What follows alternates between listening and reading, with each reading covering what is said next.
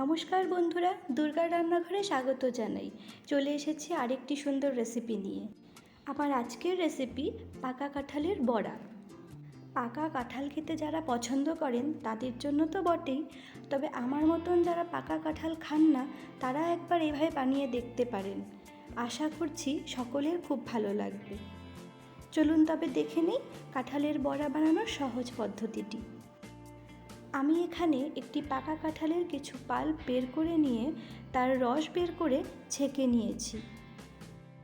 এখানে একটি বড় বাটির হাফ বাটির মতন রস হয়েছে। এতে আমি দিয়ে দেব 1.5 কাপ মতো চিনি। এবার আমি চিনির সঙ্গে কাঁঠালের রস ভালোভাবে ফেটিয়ে নেব। তবে আপনারা চাইলে এখানে গুঁড়ো চিনিও দিতে পারেন। আমি এখানে গোটা দানার চিনি ব্যবহার করেছি। 5 মিনিট ভালো করে চিনিটা মেশানোর পর আমি এতে দিয়ে দেব 1 কাপ ময়দা। আবার আমি এগুলোকে কিছুক্ষণ ভালোভাবে ফেটিয়ে নেব। এরপর আমি দিয়ে দেব এখানে 1 কাপ মতো আটা। আপনারা চাইলে খালি ময়দা দিয়েও এটা করতে পারেন, তবে আমি এখানে আটা এবং ময়দা দুই ব্যবহার করেছি। ভালো করে সব কিছু মিশিয়ে নিয়ে আমি এতে দিয়ে দেব হাফ কাপ মতন দুধ। আপনারা চাইলে এখানে গুঁড়ো দুধ ব্যবহার করতে পারেন, তবে আমি লিকুইড দুধই দিয়েছি।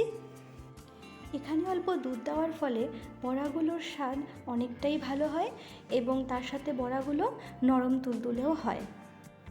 এখন এতে দিয়ে দেব হাফ কাপের একটু বেশি সুজি। একেও আমি ভালোভাবে সব কিছুর সাথে মিশিয়ে নেব।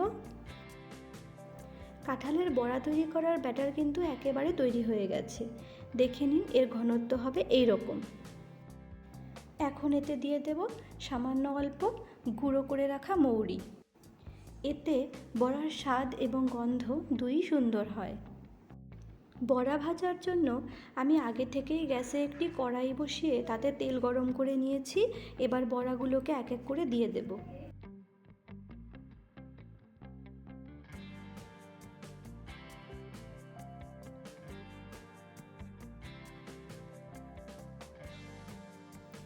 কিছুক্ষণ ভালো করে ভেজে এখন আমি এই বড়াগুলোকে আস্তে আস্তে উল্টে দেব।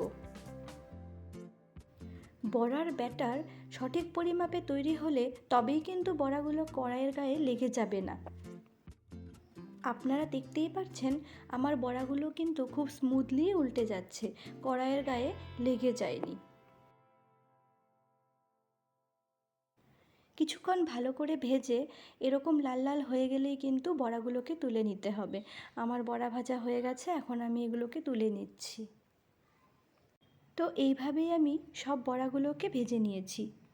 আপনারাও চাইলে এভাবে খুব সহজেই কাঁঠালের বড়া তৈরি করে নিতে পারেন। আমার আজকের রেসিপিটি ভালো লাগলে অবশ্যই একটি কমেন্ট করে জানাবেন। দেখা হবে নতুন কোনো রান্না নিয়ে। ততক্ষণ ভালো থাকবেন, সুস্থ থাকবেন, সঙ্গে থাকবেন। নমস্কার।